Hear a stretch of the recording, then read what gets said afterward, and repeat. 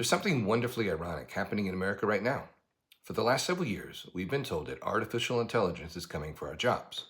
Lawyers are nervous, accountants are nervous, programmers, journalists, credit analysts, even people who make podcasts probably ought to be a little nervous. We were told for decades that the safest place in the American economy was behind a desk. Get an education, a degree, learn to work with information rather than machinery. Leave the dirty physical work to somebody else. Then AI arrived. Suddenly, some of the people who look best positioned for the future are electricians, and plumbers, and HVAC technicians, and welders, and construction workers, because it turns out that the cloud isn't actually in the clouds. It's sitting in enormous buildings filled with servers that consume extraordinary amounts of electricity. Those buildings have to be constructed, the electrical systems have to be installed, cooling systems built, transformers connected, generators have to be maintained, pipes fitted, and steel has to be erected. AI may be virtual, its infrastructure most certainly is not. And America is discovering something that our grandparents understood perfectly well. A modern economy still needs people who know how to build things. Welcome to the Roger Retrospective, where we look at today's world through the lens of history. Today I want to ask a question that would have sounded rather strange 50 years ago. How did America end up with a shortage of people who knew how to make things, fix things, and build things? Because for the most of American history, those people weren't at the margins of the economy, they built the economy, a nation of apprentices. If you had walked through an American town in the 18th century, you would have encountered an economy organized around skills. There were blacksmiths, carpenters, printers, coopers, wheelwrights, masons, shipwrights, cabinet makers, and silversmiths. Young people learned these occupations through apprenticeship. Benjamin Franklin is remembered today as a scientist, diplomat, philosopher, and founding father, but he began work as an apprentice printer. Paul Revere remembered for riding through the Massachusetts warning the British were coming, but he was a silversmith. These weren't hobbies, they were occupations requiring years of training. The basic idea was simple. A young person worked beside somebody who knew how to do something. You watched, practiced, you learned. Eventually, you became skilled enough to practice a trade yourself. There was no artificial distinction between education and work. Work was education. And this mattered because America was an enormous country that constantly needed to be built. Houses constructed, roads, ships, tools manufactured, farms maintained. Then came the canals, then the railroads, factories, electricity, automobiles. Every technological revolution created enormous demand for people who understood how the physical world actually worked. During the 19th century, something extraordinary happened. America transformed itself from an overwhelmingly agricultural society into the greatest industrial economy the world had ever seen. We tend to tell the story of America through industrialization through famous names. Andrew Carnegie in steel, John D. Rockefeller in oil, Thomas Edison in electricity, George Westinghouse, Henry Ford. But Carnegie did not pour the steel himself, of course. Ford didn't assemble millions of Model Ts himself. The transformation of America depended upon enormous numbers of skilled and semi-skilled workers. These were machinists, electricians, mechanics, toolmakers, boiler makers, railroad engineers, steel workers, carpenters, miners, and welders. They built bridges and skyscrapers. They wired cities. They constructed factories. They laid thousands of miles of railroad track. And eventually, they built automobiles on a scale the world had never seen. Henry Ford understood something important about industrial capitalism. Workers weren't simply a cost, they were also customers. In 1914, Ford famously announced a $5 workday, roughly doubling the prevailing daily wage for many of his workers. There were complicated reasons behind the decision. Automobile factories had terrible employment turnover, and Ford needed to keep experienced workers on its assembly lines. But the larger symbolism was enormous. A factory job could become a path into the American middle class. Over the next several decades, millions of Americans lived that experience. A person without a university degree could acquire a skill, find steady work, and support a family. That arrangement was never universal or idyllic, as nostalgia sometimes makes it sound. Working conditions could be dangerous, racial gender barriers, of course, excluded people, labor disputes could be violent. But something important existed. There was dignity and economic value attached to knowing how to do something. Then the world went to war. Suddenly, America's ability to make things became a matter of national survival. When Japan attacked Pearl Harbor in December 1941, the U.S. faced an industrial challenge almost beyond imagination. America had to build an army almost from scratch. It needed airplanes, tanks, trucks, ships, artillery, radios, engines, uniforms, and ammunition. And it needed them, not by the thousands, but eventually by the millions. Factories that had been making automobiles began producing military equipment. Detroit became part of what Franklin Roosevelt called the arsenal of democracy. Women entered industrial workplaces in enormous numbers, symbolized forever by Rosie the Riveter. At Henry Kaiser's shipyards, Liberty ships were constructed at astonishing speed. One Kaiser yard famously assembled a Liberty ship in less than 5 days, a 400-foot cargo ship, less than 5 days. America ultimately produced roughly 300,000 military aircraft during the war, millions of vehicles, thousands of ships, and behind every one of those numbers were people who knew how to weld, machine, assemble, wire, repair, and manufacture. We remember Eisenhower and Patton and MacArthur, Roosevelt and Churchill, but one of the most important reasons the Allies won the Second World War was much less glamorous. America could make things faster than its enemies could destroy them, and that industrial capacity rested upon human skill. The United States had millions of people who understood machinery, millions who could operate factories, who could fix things when they broke. Industrial knowledge had become an American strategic advantage. Then after the war, America did something remarkable. It created one of the largest expansions of education in human history. It was an extraordinary achievement. But over time, it also began changing the way Americans thought about work. The GI Bill and the new definition of success changed that. In 1944, FDR signed the Servicemen's Readjustment Act, better known as GI Bill. Millions of returning veterans suddenly had access to education, training, mortgages, and other benefits. Universities expanded, community colleges grew. Professional occupations became accessible to families that had never imagined sending a child to college. It was overwhelmingly a good thing. It opened doors. Then came Sputnik, 1957, the Soviet Union placed an artificial satellite in orbit. Americans panicked. How had the Russians beaten us into space? Suddenly, America needed scientists, engineers, mathematicians, and researchers. Education became connected not merely to individual advancement, but to national security. The message became stronger: study hard, go to college, become a professional. And slowly, over the following decades, something subtle happened. The idea that everyone should have the opportunity to attend college gradually became the idea that everyone should attend college. These are not the same thing. By the time I was growing up in the 1970s, the hierarchy was becoming increasingly clear. The successful kid went to college. The really successful kid became a doctor, lawyer, engineer, or businessman. The kid who didn't go to college, he could perhaps learn a trade. Think about that phrase, learn a trade. It sounded like plan B. But for generations of American parents, there was a sentence that probably did more damage to vocational education than any government policy ever could. You don't want to end up doing that. Parents said it with good intentions, not with a nice voice. Work hard in school. You don't want to end up digging ditches. Yes, I don't know how many people were digging ditches, but that was very much warned against. Get good grades. You don't want to spend your life working in a factory. Go to college. You don't want to be fixing cars. The people saying those things weren't foolish. They wanted better lives for their children. And America was changing. The white-collar economy was expanding dramatically. Finance grew, technology, healthcare, law, consulting, a useful business. Sorry for any consulting friends. Corporate management grew. The rewards for higher education increased. But we began confusing two very different ideas. One was that intellectual achievement deserved respect. The other was that physical skill somehow deserved less. And eventually we created an entire vocabulary around it. White collar, blue collar, professional, vocational. College material, not college material. Think about how strange that last phrase actually is. A 17-year-old kid who struggles with algebra might be told he isn't academically gifted, but perhaps that same teenager can diagnose an engine problem by listening to it for 30 seconds. Perhaps he can understand a complex electrical system. Perhaps he can weld 2 pieces of steel perfectly, rebuild an air conditioning compressor. These are forms of intelligence. We simply stopped treating them that way. And the American education system reflected that judgment. High schools focused heavily on college prep. Shop classes disappeared. I had one, thank God. Vocational programs shrank. Guidance counselors measured success partly by how many students went on to 4-year universities. And American families absorbed the message. College wasn't simply education anymore. It became status. Then another strange thing happened, the college arms race.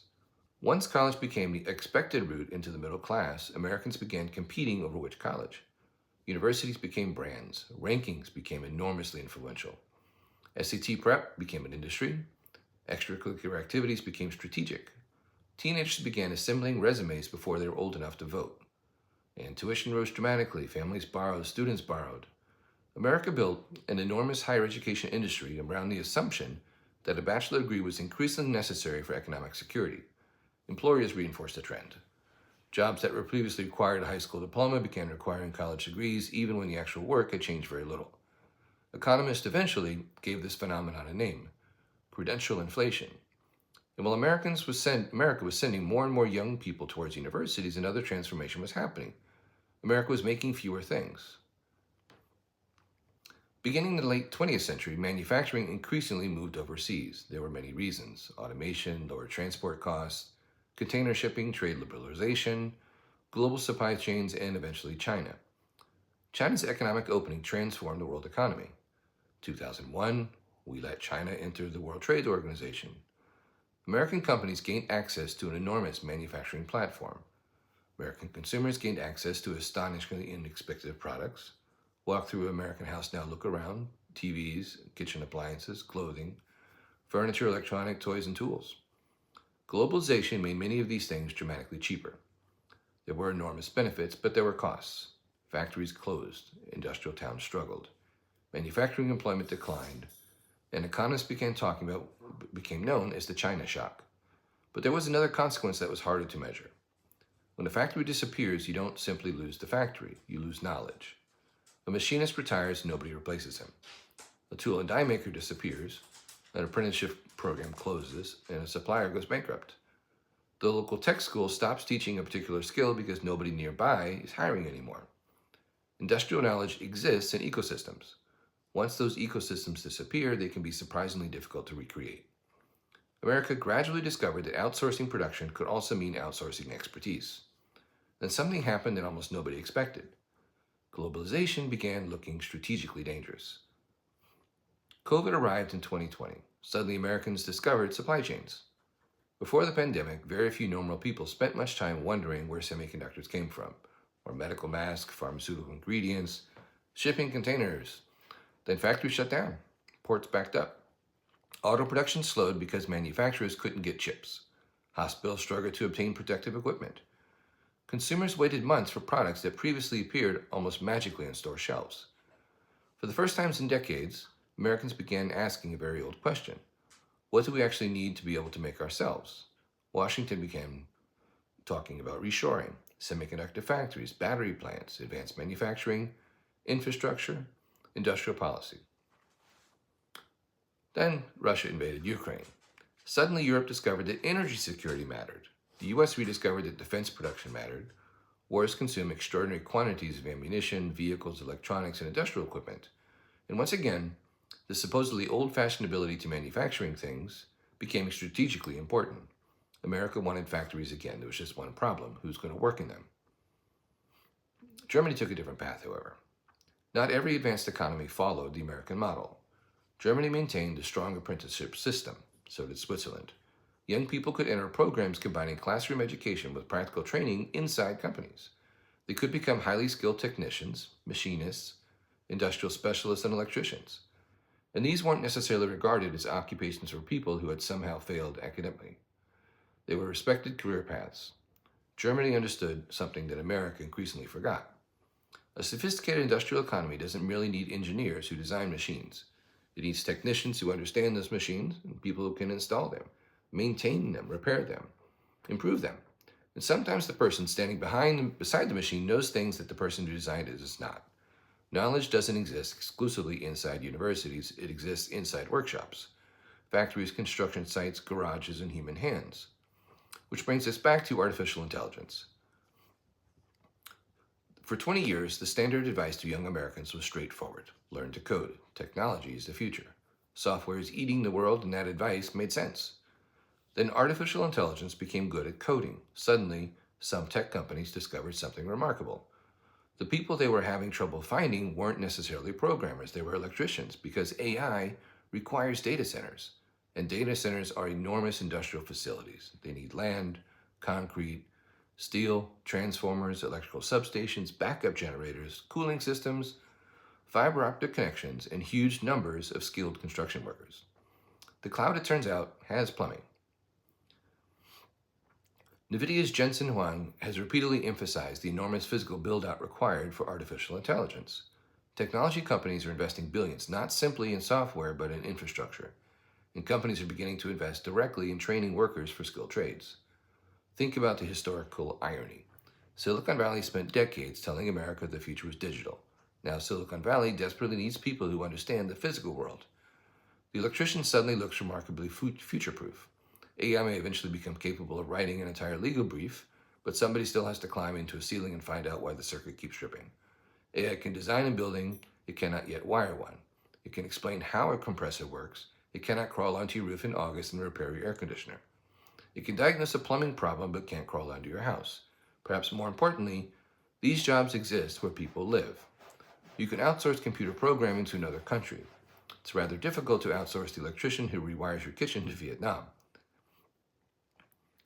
The economics are beginning to change, however. Some young Americans appear to be noticing. Enrollment in vocational and trade-oriented programs has been rising. Apprenticeships are attracting new attention. Some skilled trades now offer earnings that compare favorably with jobs requiring four-year degrees. And there's yet another enormous difference: debt. A student can spend 4 years earning a bachelor's degree while accumulating substantial student loans.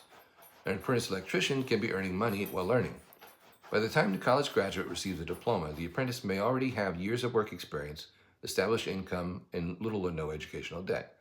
It doesn't mean everyone should become an electrician. It doesn't mean college is a mistake. America desperately needs doctors, scientists, teachers, engineers, researchers, accountants, and even investment bankers and credit analysts, thank God. The mistake wasn't sending people to college. The mistake was convincing ourselves that there was only one respectable road to success. So what exactly is intelligence? Perhaps artificial intelligence is forcing us to reconsider something even deeper. What do we actually mean when we say someone is intelligent? For most of the modern educational era, we measured intelligence largely through academic performance: reading, writing, math, exams, degrees. These things matter enormously. But spend 10 minutes watching an experienced carpenter frame a complicated roof. Watch an electrician diagnose a fault inside a commercial electrical system. Watch a mechanic listen to an engine, or machinist work with tolerances measured in thousandths of an inch. There is enormous intelligence involved. Spatial intelligence, mechanical, pattern, judgment, problem solving, and experience. The funny thing is that AI may be teaching us this lesson by revealing which tasks are easier to automate. Writing a respectable corporate memo turns out to be surprisingly easy for a machine. Replacing a water heater in a 70-year-old house turns out to be rather difficult. So now we see the return of the builder. Perhaps something larger is happening. For 50 years, America increasingly organized itself around the knowledge economy. Now the physical economy is demanding attention again. We do need semiconductor plants, data centers, power plants, transmission lines, housing, roads, factories, and even defense equipment. None of these things, however, emerge from a PowerPoint presentation.